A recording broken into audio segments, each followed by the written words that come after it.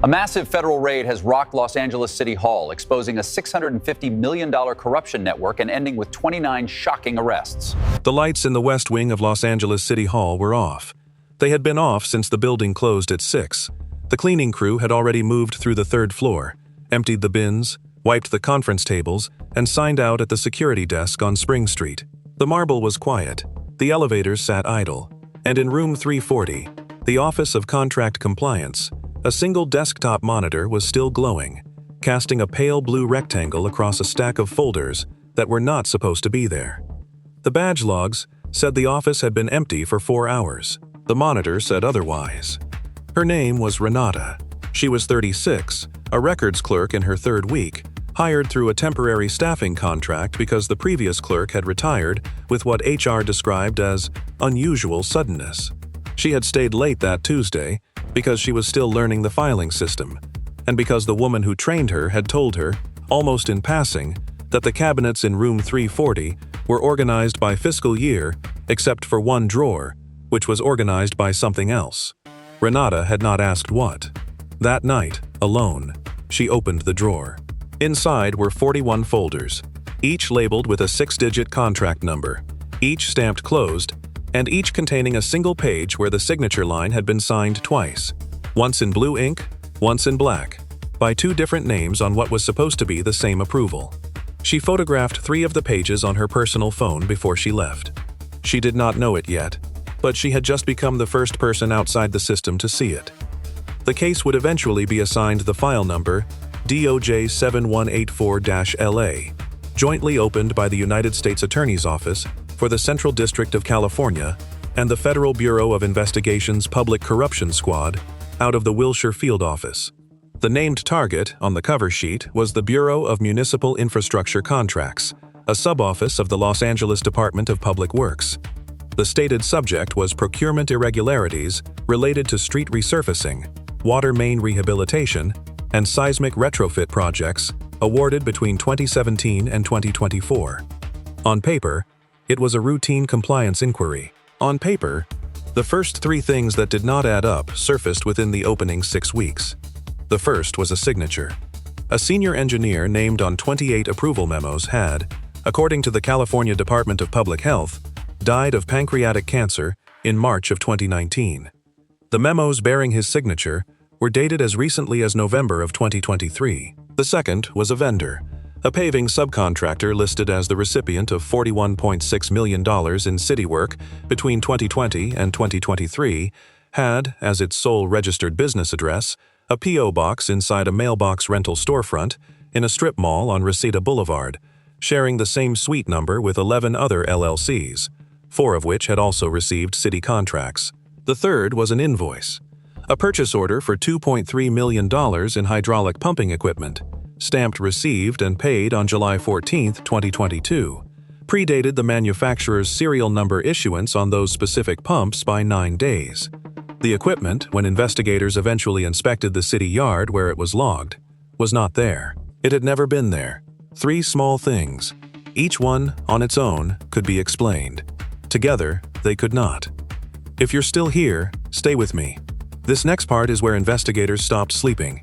And if you want more stories the headlines walked past, tap subscribe, quietly, the way this whole case started. The slow walk inward began not with a raid but with a subpoena, served on a Friday afternoon in February, on the records custodian of a private accounting firm in Glendale that had handled the books for 14 of the suspect vendors. The custodian produced 6 external hard drives. Forensic accountants spent 11 weeks imaging them. What they recovered, in the second week of April, was a folder labeled simply Coordination, 1,847 files, most of them spreadsheets, a few of them scanned handwritten notes, and 1 PDF titled Rate Sheet 2021, Final V6. The rate sheet was not a rate sheet. It was a tiered schedule of percentages. 5% for sub-million-dollar awards, 8% for awards between 1 and 10 million, 12% for anything above 20 million, with an additional 2% for expedited review. The percentages were not labeled as kickbacks. They were labeled as administrative facilitation. The column header was a single word: tribute. By the Tuesday after Memorial Day, agents had cross-referenced the rate sheet against 312 contracts awarded by the Bureau of Municipal Infrastructure Contracts over a 7-year window. The arithmetic worked, to the penny.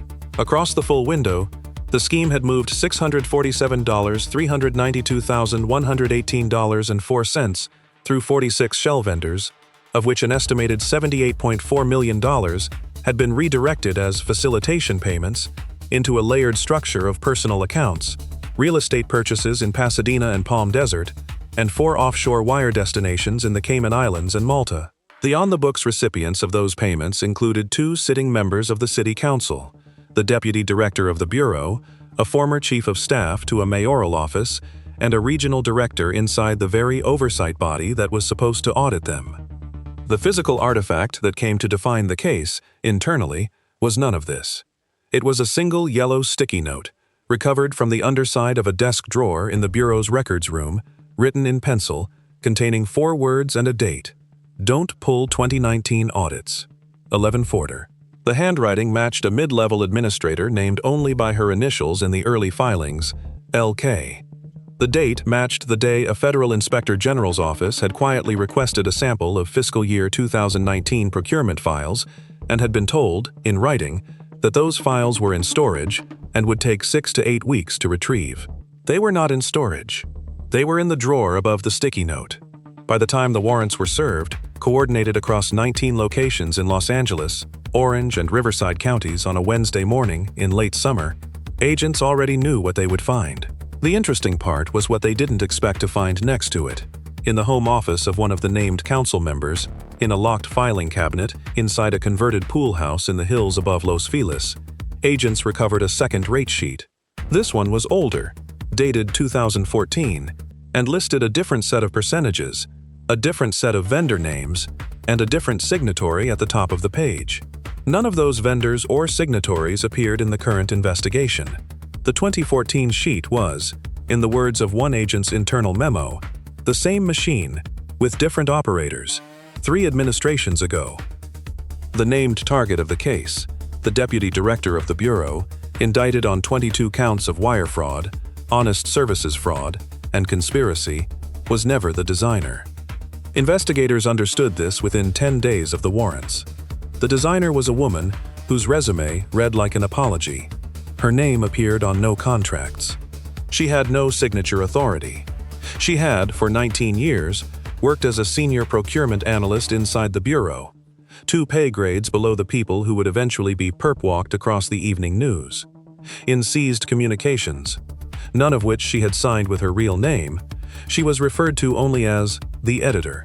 She had, colleagues later told agents, a quiet habit of staying late on Thursdays to tidy the language in draft contracts before they went up the chain.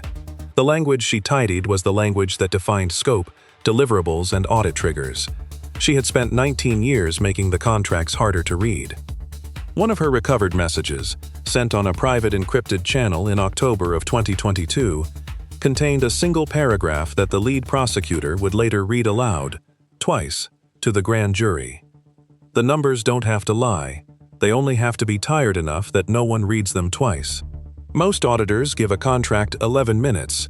We only need to make minute 4 boring enough that they skim minute 5. Take a breath here.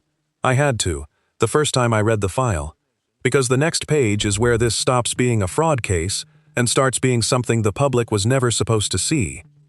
The public version of the resolution came on a Thursday in autumn, on the steps of the federal courthouse on Spring Street, 3 blocks from the City Hall where Renata had photographed the folders 18 months earlier. The United States Attorney, flanked by the special agent in charge of the FBI's Los Angeles field office and the Inspector General of the Department of Housing and Urban Development, announced the unsealing of indictments against 29 defendants. The headline figure was $650 million in fraudulent or kickback-tainted contracts. The press release ran 4 pages. It named 2 council members, the deputy director, 6 private contractors, the accounting custodian from Glendale, 3 engineers, and a cluster of intermediaries described as facilitators. It announced the recovery, to date, of $112 million in seized assets, including 9 properties, 14 vehicles, and the contents of 7 domestic bank accounts. It thanked the cooperating witnesses. It promised continued vigilance. That was the version released to the press. The version inside the file was 42 pages longer. Those 42 pages described a template, the architecture uncovered in Los Angeles, the layered shell vendors, the tribute rate sheet, the tidied contract language, the strategic non-retrieval of older audit files, had not originated in Los Angeles. Forensic analysts traced near-identical structural fingerprints in municipal procurement scandals that had surfaced and been quietly settled in 2 other jurisdictions in the preceding decade: a water authority in the Inland Empire in 2016 and a transit district in the Central Valley in 2019. Both prior cases had been closed with mid-level pleas, no senior indictments, and sealed settlement terms. In both prior cases, an outside consultant had been brought in to advise on procurement reform. In both prior cases, the consultant had been the same boutique firm, operating under 2 different corporate names.